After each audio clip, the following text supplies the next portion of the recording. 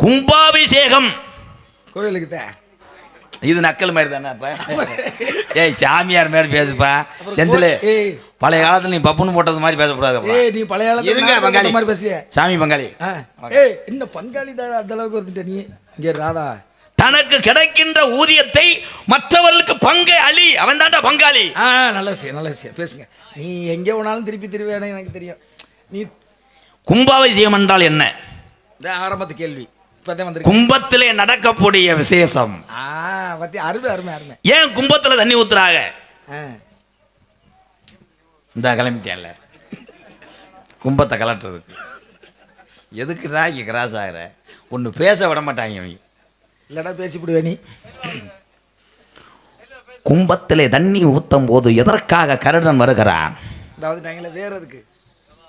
ஏன் கருடன் வருது? பிராமணக்கள் ஐயர் பெருந்தகைகள் அதற்காக மந்திரங்களை படித்துவிட்டு யாகத்திலே ஓதுகிறார்கள். மந்திரம் சொல்ல தெரியுமா? தெரியும். எங்க